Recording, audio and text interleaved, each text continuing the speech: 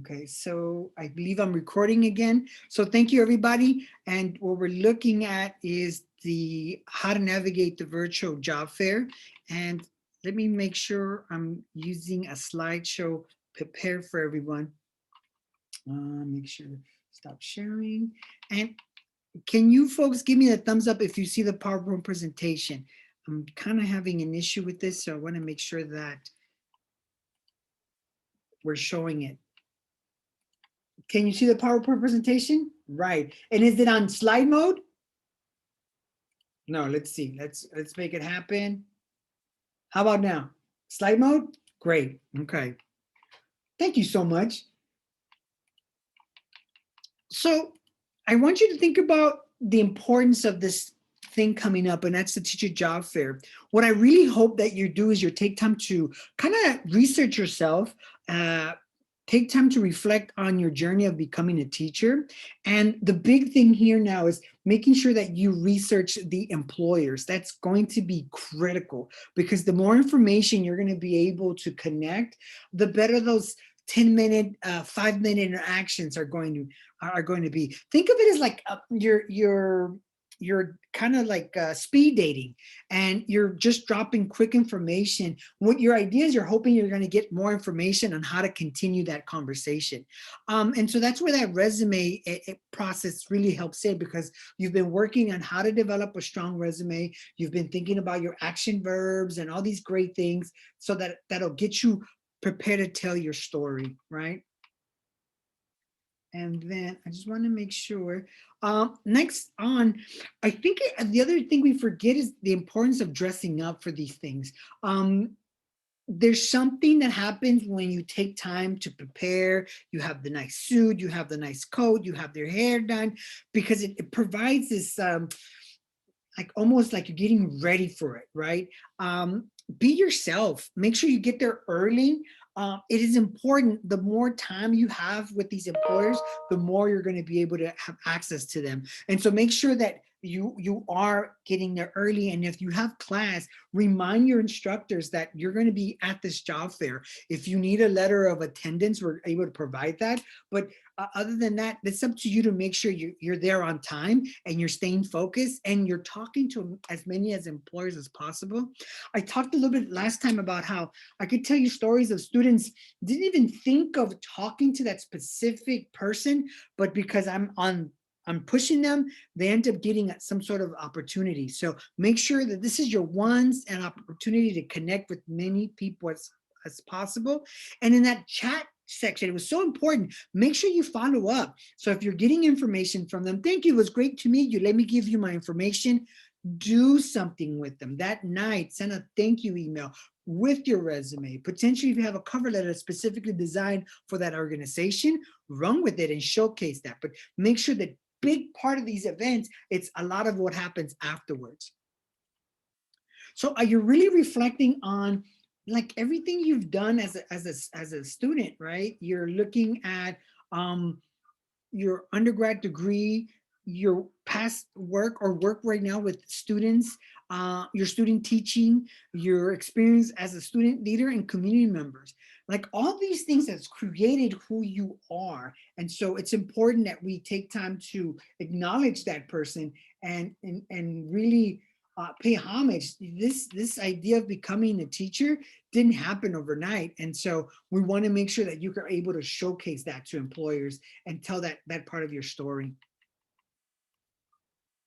So notice that I keep going back to the school districts because that is so critical. You're going to this event, who's there?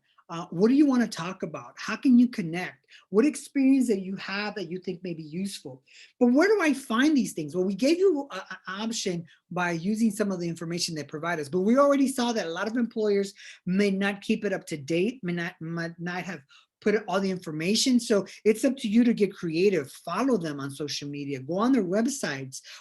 Ask them to some of these recruiters or school districts to join them on LinkedIn and follow them, because you really want to make sure that you know what jobs you want and speaking to that opportunity and how your experience have prepared you for that.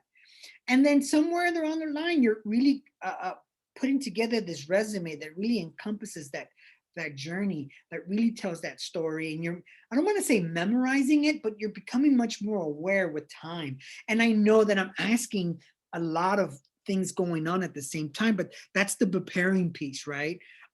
It's not just one way, and it's not going to be a very passive experience. It's what you put into it. And then, you know, you're developing somewhere a quick 30-minute introduction of who you are.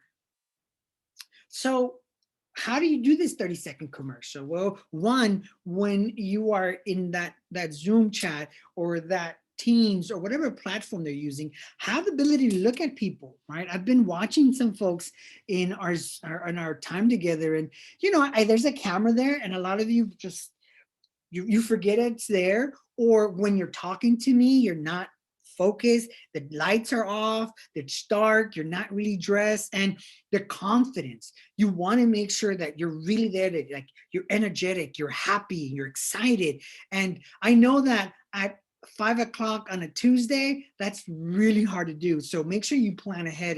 If you're having a rough week or if you're having a rough day, give yourself that hour of just relax, get you time to prepare. But once you're there, you're like, hi, my name is Miguel Martinez. I'm excited to be here. Just finished my credential program from California State University, Fullerton, in uh, teaching World Civs. Currently, I'm doing my student teaching at blank blank organization, and some of the things that I've learned or put into practice, X, Y, and Z. Down the line, I want to see myself as a high school history teacher, and I know there's a potentially opportunity organization. Do you think that there's someone like that of my set of skills? Or turn it around, but ask them a little question. But you see how in that brief introduction, it was a little bit about me, a little bit about my past, a little bit about where I'm doing and where I want to go. And it's going to be quick, but it has to be with ganas, right? With some panache, some confidence. And that's going to take time. So I really want to encourage you from now to next week, make some time, talk to somebody, whether it be your partner or maybe some of your students, someone you trust. I mean, even your dog's gonna great. If you can keep your dog entertained, don't try with the cats, because I'm a cat person and those cats are not reliable for this. But you want to just take time to just have practice and see how you sound and how you're coming off. And remember some key parts of your resume. You should have your contact information, potentially an objective. You definitely want to provide your education, experience, and other activities and skill sets. Now, important aspect of this presentation or on this interviews is that you need to use the vocabulary, the specific terminology in your business. So think about your concepts that you've learned in your student teaching, in your classes, scaffolding. And I'm sure if I would ask and as a matter of fact, let's do that on chat. Can someone provide me some concepts that you've learned so far in your credential program? Any specific theory or concept or activity. Look at that, right?